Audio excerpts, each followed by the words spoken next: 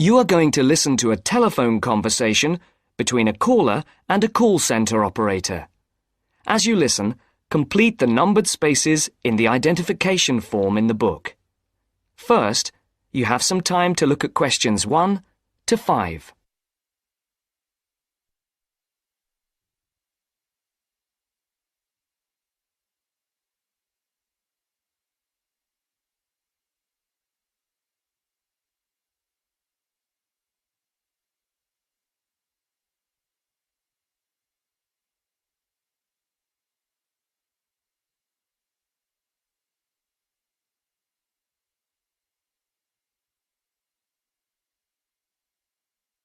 You should answer the questions as you listen, because you will not hear the recording a second time.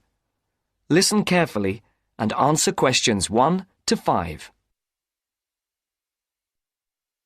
Platinum Card Service, Rebecca speaking. How may I help you? I've got a few problems with my credit card account. Okay. What is your credit card number? Let's see. It's here somewhere. Here it is. Can I just take the card number, please? Yes, it's 6992 6992 3443 3443 1147 1147 8921. 8921. Right. Can I just check that? 6992 3443 1147 8921. That's it. And your name? Carlos de Silva. I just need to check a few details for identification and security, if you'll bear with me. That's okay. And what's your postcode? SE1 8PB. SE1 8PB. That's it. Vauxhall Close, London? Yes, that's right. And the house number? 43. And can you give me your date of birth? 13th of the 7th, 63. And one further check, if I may. Can you give me your mother's maiden name? Yes, it's Moore. Is that M-O-O-R-E? Yes, that's it. Before the caller and operator continue their telephone conversation, look at questions 6 to 10.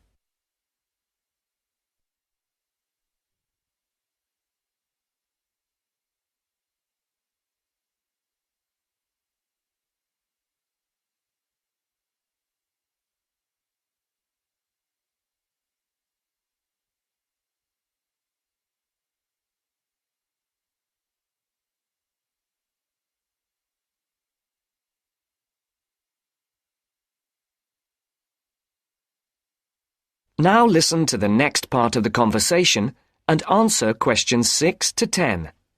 For these questions, there are 3 alternatives: A, B, and C. Decide which alternative is the most suitable answer and circle the correct letter. Yes. Now, can we get on with this? Yes, sir, certainly.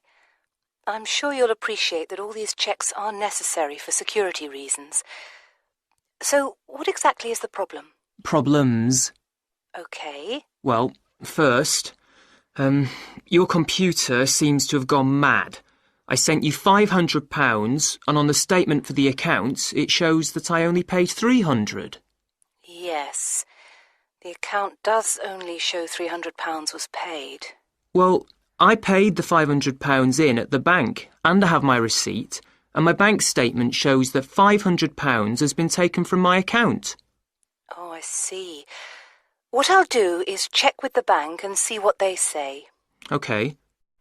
You said there was something else? Yes, as if that wasn't enough. My account shows that £107.27 was paid to a company called Pan Express. I don't know who this is. Let's have a look. Well, it is genuine. I can assure you it's not mine. It was made on the evening of the 12th of May. Maybe it's a restaurant bill you forgot about? There's no way that... Oh, wait, hold on. Yes. Oh, it's okay. I've just realised what it is. It is a restaurant bill. The name of the company is different from the name of the restaurant. My mistake. I'm sorry. That's okay. Was there anything else? I don't know if I dare. What is it anyway? Well, it's, the amount of interest seems to have gone up. If you look at your statement for April, you'll see that the rate went down from 16.27% to 14.99% that month. Oh, yes, you're right. Was that everything? Yes, basically, it is. Okay. And can you check my payment? Oh, yes, I'll do it. Can I phone you back? I'll be at home for the next 2 hours. I have to leave at 11. Right. What's your number? 020 7989 7182. Hold on. 020 7979? No, it's 7989 and then 7182. So it's 020 7989 7182. Yes, that's it. Okay, I'll phone you straight back. Thanks. Bye. That's the end of section 1. You now have half a minute to check your answers.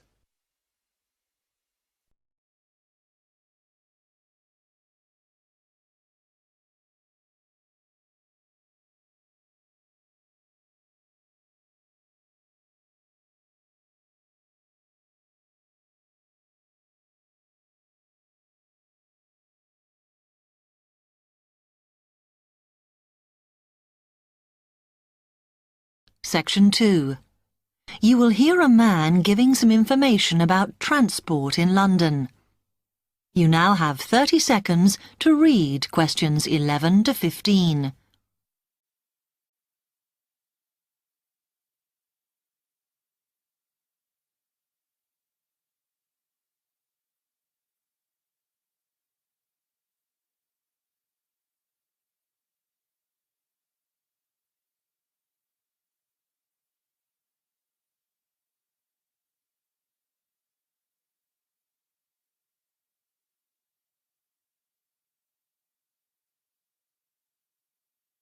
Hello, can I help you? Yes.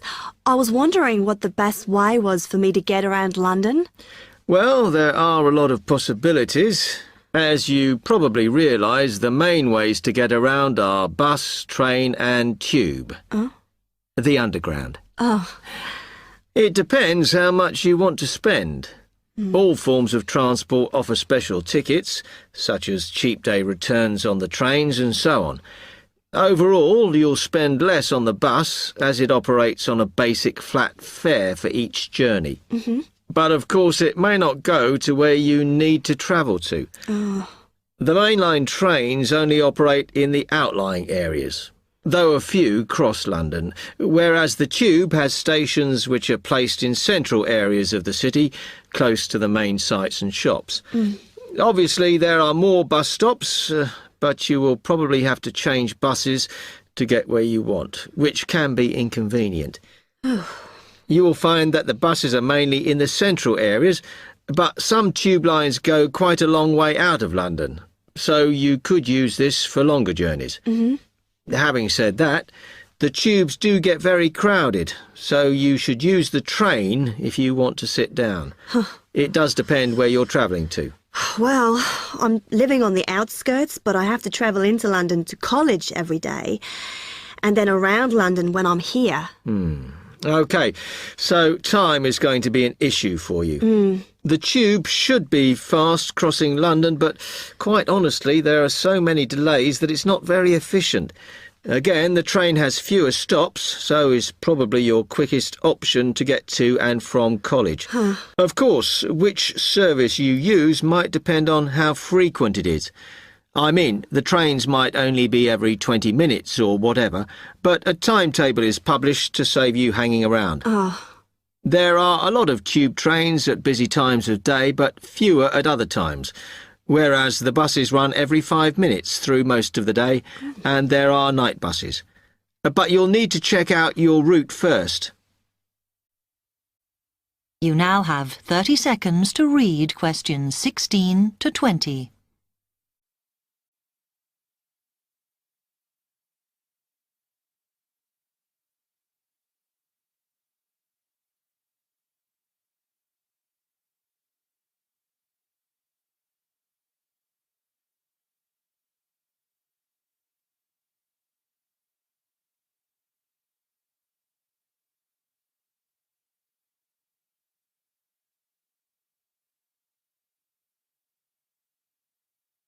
OK, thanks. How can I get from here to Hackney then? Right, well, you can choose. We're here at the information office, OK? Now, next to us, on the corner of the High Street and Sweet Street, is the bus stop, opposite the bank. Uh-huh. The bus goes all the way to Hackney, but it is a very indirect route, so it could take ages. Ugh. If you want to take the train, walk down the High Street towards the city. Go past the bank, and on your left is the station, just before you get to the post office. There's a mainline service to Hackney Wick, so if you need to get into the centre of Hackney, you may need to pick up a bus when you get there. Opposite the post office, on the corner of Hart Lane, is the tube entrance. You'll see the big signs. That's probably the best way to get there, though you may have to change. It's probably best if you go and get a travel card first. Oh. To get to the ticket office, you go out of here onto the High Street. Then turn into South Street, and the ticket office is on your right opposite the cinema. Of course, you may decide it's quicker to take a taxi. But it's a long way, so I think it'll be very expensive. If you do want to get a cab, then the rank is outside here, just opposite the office.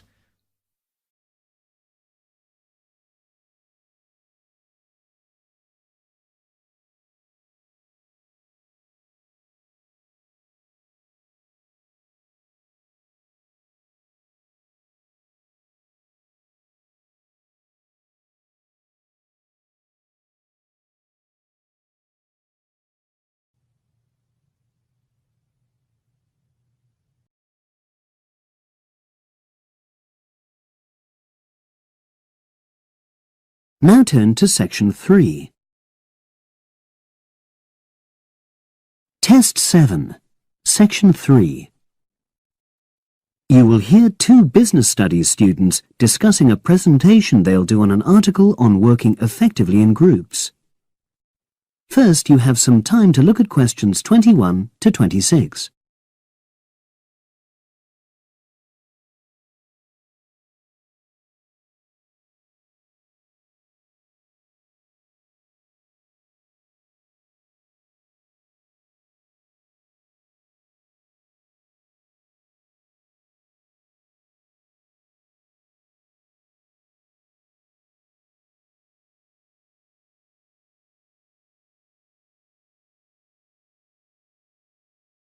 Now listen and answer questions 21 to 26.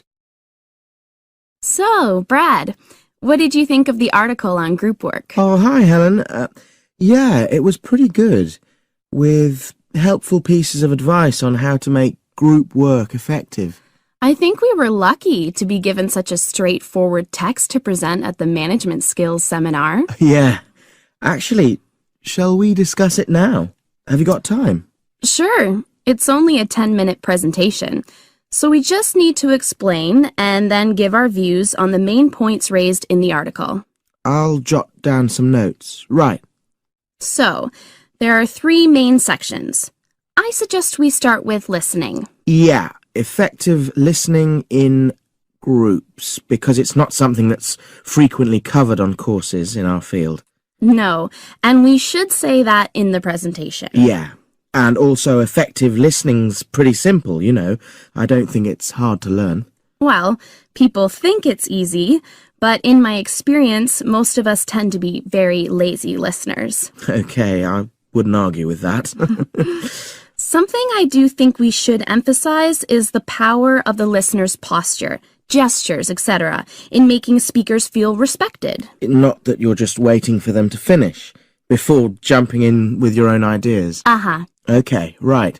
The next section is on goal setting. Let's make sure we're clear what the article says on this. Yeah.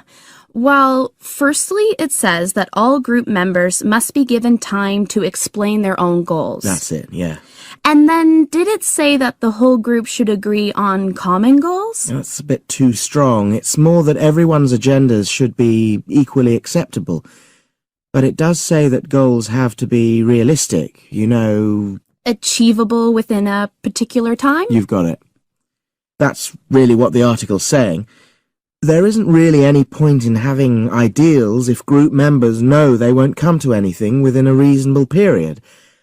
So, I think a summary covering those points will be enough for that part of the presentation, don't you? Yeah. Now, the last section is about conflict resolution. Actually, I thought it was the worst part of the article. Me too. I don't think it went into sufficient detail on the issue. Actually, I thought it devoted too much space to it, but that it was all rather boring, It didn't mention some of the more radical theories. Absolutely. I found that really irritating. Right, and also I think it could have said more about conflict sometimes being healthy in groups. Absolutely. It just mentioned rather glibly about how we should avoid thinking of winners and losers, and that quick resolution of conflict is always desirable. Without explaining what these terms mean? Well, it gives quite detailed definitions, but doesn't develop a proper argument. Right. So, for the presentation, I think we just give some definitions and then explain what we felt were the weaknesses in the article's treatment of conflict resolution. Yeah, good. Now you have some time to look at questions 27 to 30.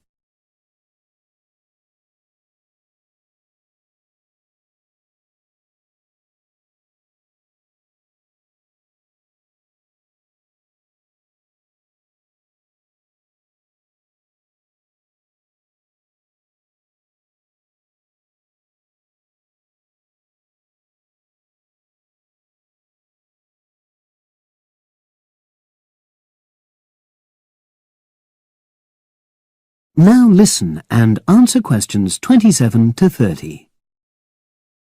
So, let's think about what we have to prepare for the actual presentation.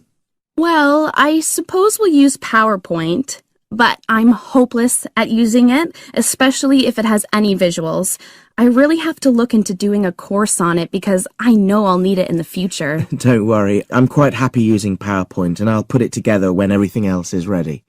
That's a relief. But yes, do that later. Okay.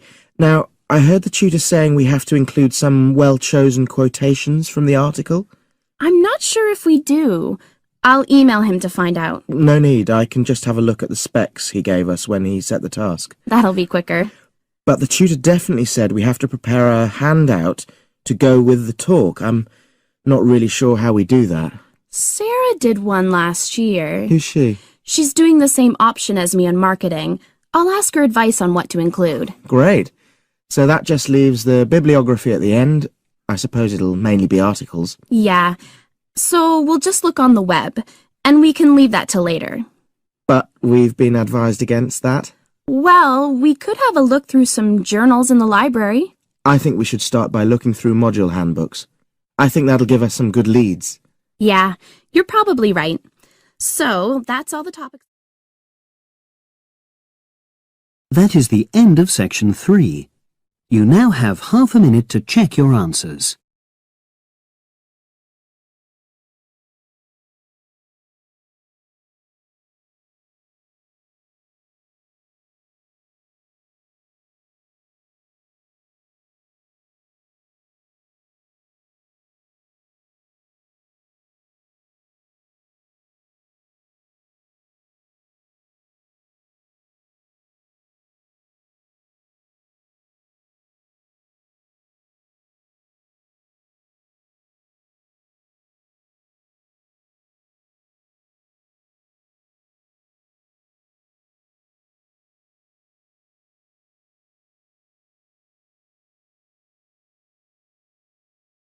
Section 4.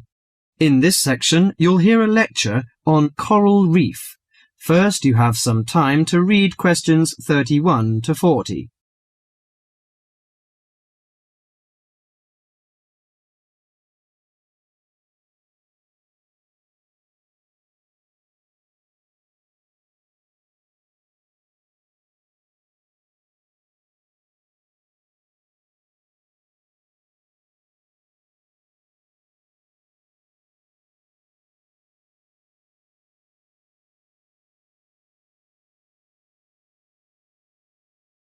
Now listen carefully to the lecture and answer questions 31 to 40. Do you fancy diving in the wonderful world of coral reefs, green sponges, colourful fish and red crabs? It is a rich garden beneath the waves. But how much do you know about the corals? Are they animals or plants? What are the threats to coral reefs? Today, Mr. Tim Harford, Executive Director of the Coral Reef Alliance, is going to introduce the facts about coral reefs. Good afternoon, everyone. Coral reefs are one of nature's most magnificent creations. It is filled with thousands of unique and valuable plants and animals. Over 1/4 of all marine species depend on healthy coral reefs. Humans also depend on coral reefs. These marine ecosystems are the primary source of food and income for millions of people, a vast repository of valuable chemical compounds and medicines, and a natural wave barrier that protect beaches and coastlines from waves and storms. Coral is actually the exoskeletons of coral polyps. Made from limestone, these skeletons build up over time, forming the reef. New corals are born each April. At a certain hour, on a certain night, mature corals suddenly release clouds of eggs and sperm into the sea. After the fertilized eggs take root on the seafloor, they can grow up to 15 centimeters per year. Coral reefs are present in the waters of over 100 countries. These are warm, 18 to 29 degrees centigrade, shallow, sunny regions primarily between the tropics of Cancer and Capricorn. Only clear, warm salt water can support a coral reef. And because sunlight is crucial to the reef's survival, the water must also be shallow. The algae that grow on coral provide much of the coral's food. In deeper water, algae cannot get the sunlight they need to grow. Most coral reefs are in the tropics because natural conditions there are perfect. In their modern form, coral reefs have thrived on Earth for over 50 million years. In recent years, however, more than 11% of the world's reefs have been lost, with another 16% severely damaged during the El Niño event in 1998. Up to 32% of coral reefs may be destroyed by human activities in the next 30 years if we do not take action now. Corals and coral reefs are extremely sensitive. Slight changes in the reef environment may have detrimental effects on the health of entire coral colonies. These changes may be due to a variety of factors. One of the greatest threats to coral reefs is human expansion or development. As human population increases, so does the harvest of resources from the sea. Due to overfishing, reef fish populations have been greatly decreased in some areas of the world. The removal of large numbers of reef fish has caused the coral reef ecosystems to become unbalanced. As we know, corals are also very popular as decorations. A large amount of the most healthy corals are selected by commercial collectors. They sell the corals to souvenir shops, where a large number of tourists wait to purchase them as decorations or souvenirs. Coral reefs also receive much damage from both commercial and private vessels. The leakage of fuels into the water and the occurrence of spills by large tankers are extremely damaging to local corals. Although much of the coral reef's degradation is directly blamed on human impact, there are several natural disturbances which cause significant damage to coral reefs. The most recognized of these events are hurricanes or typhoons, which bring powerful waves to the tropics. These storm waves cause large corals to break apart and scatter fragments about the reefs. Home to a diverse community of creatures, coral reefs are underwater treasure chests of color and activity. Predators and prey swim and crawl among the coral in nature's never-ending dance of life and death. This lively, fascinating world beneath the waves is just waiting to be explored. That is the end of section 4.